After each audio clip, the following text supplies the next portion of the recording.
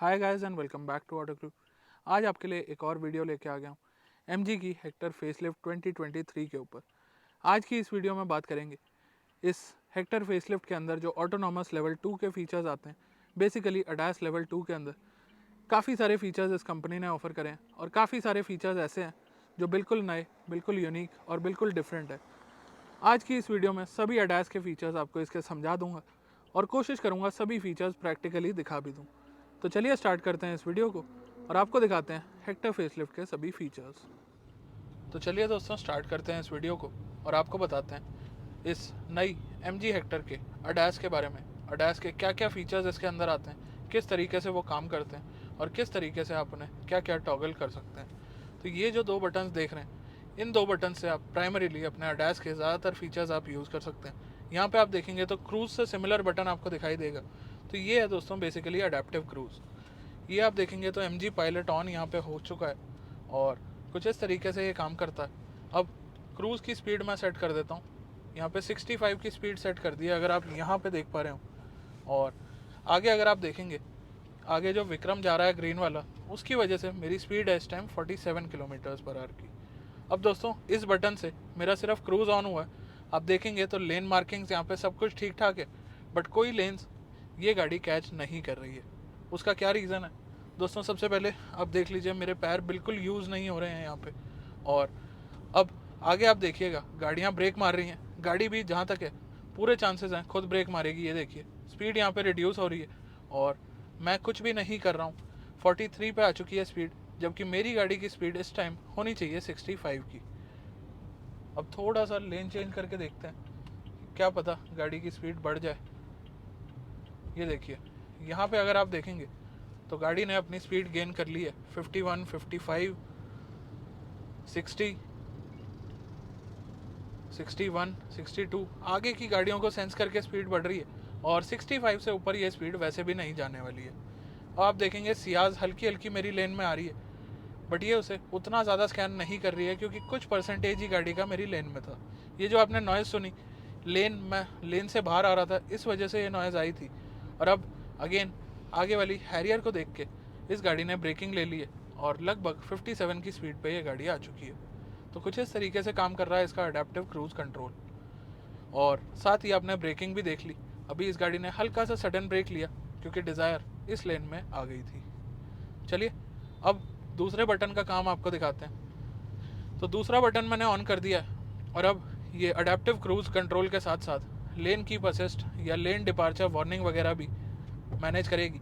यहाँ पे अगर आपको ये सिंबल दिख पा रहा हो तो दोस्तों लेन्स इस गाड़ी ने अब ऑलरेडी रीड कर लिए हैं और अब ये गाड़ी स्टेयरिंग भी खुद ही संभालने वाली है और मेरे को परेशान होने की बिल्कुल भी ज़रूरत नहीं है। तो देखते हैं कैसा और कितना एक्यूरेट काम ये कर लेती है। स्पीड मेरी आ चुकी है 65 पे, गाड़ी ने मार लिया ब्रेक और ये जो आवाज़ आप सुन रहे हैं, आप आगे देखेंगे तो यहाँ पे लिखा आ चुका है कि स्टेयरिंग होल्ड करने का टाइम आ गया है। क्लोज लुक पे आइए आपको दिखाता हूँ।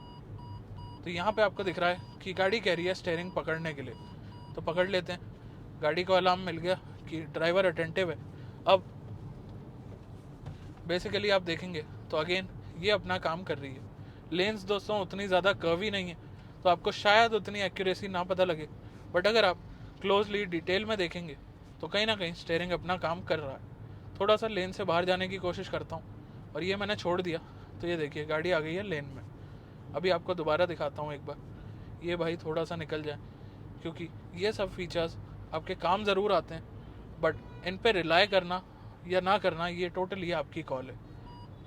ये देखिए मैं लेन से बाहर आ गया, गाड़ी ने मुझे अलार्म दे दिया। अब देखते हैं स्कैन होती है नहीं होती।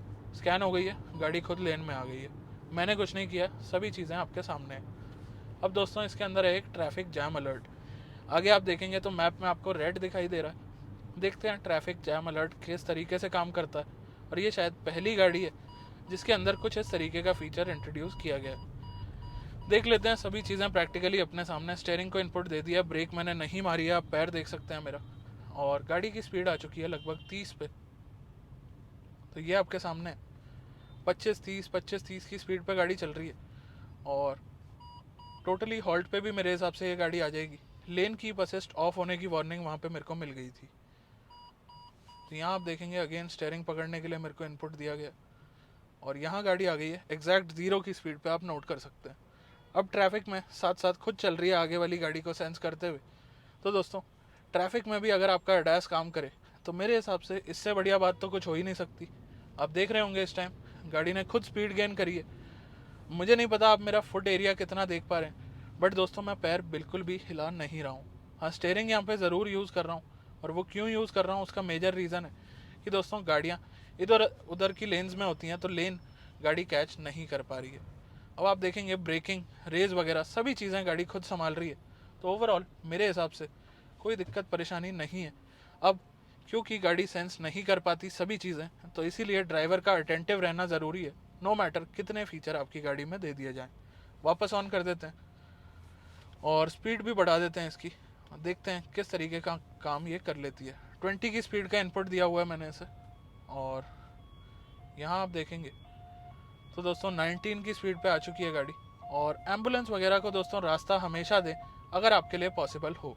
हालांकि ये भाई अगेन लेन से इधर आ गया तो गाड़ी का एक्सीडेंट होने के चांस बढ़ गए थे, इसीलिए मैंने ब्रेक मार दी और MG पायलट को डीएक्टिवेट कर दिया। तो दोस्तों ये आपको दिखाया मैंने इसके कुछ ADAS या ऑटोनॉमस लेवल 2 के फीचर्स। अब बात करता हूँ क्या क्या चीज़ मैंने आपको दिखा दी और क्या चीज़ इसके अंदर है बट मैं आपको नहीं दिखा पाया या नहीं दिखा पाऊँगा। तो दोस्तों एक मैंने आपको दिखाया लेन कीप असिस्ट, दूसरा मैंने आपको दिखाया लेन डिपार्चर वार्निंग, तीसरा मैंने आपको दिखाया ट्रैफिक जैम अलर्ट, चौथा दिखाया आपका अडेप्टिव क्रूज़ कंट्रोल, एक इसके अंदर आता है बेंड क्रूज़ असिस्ट। बेसिकली आपका जब अडेप्टिव क्रूज़ कंट्रोल चल रहा होता है और कोई कर्व आ जाता है तो ये गाड़ी सेंस करके अपने आप स्पीड को थोड़ा स्लो कर लेती है।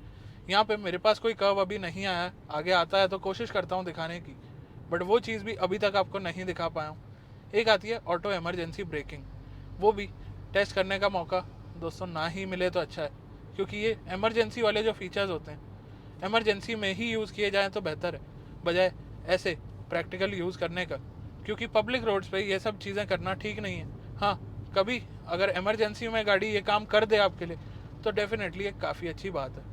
उसके अलावा दोस्तों फॉरवर्ड कोलिजन वार्निंग आता है इसके अंदर, वो चीज़ मैं सेंस कर पा रहा हूँ, आपको शायद उतना ना समझा पाऊँ। जब आप किसी गाड़ी के क्लोज हो जाते हैं तो थोड़ा सा स्टेयरिंग के अंदर वाइब्रेशन वगैरह दे के या बेसिकली आपको अलर्ट करने की कोशिश करती है कि आगे आपके गाड़ी जो चल रही है वो काफ़ी क्लोज है, तो आप अटेंटिव रहिए। और एक और इसके अंदर फीचर आता है ADAS से रिलेटेड, जो कि है दोस्तों हेडलैम्प से रिलेटेड, ऑटो हाई बीम वगैरह जिसे बोलें, या इंटेलिजेंट, या इसे MG बोलता है इंटेलिजेंट हेडलैम्प कंट्रोल।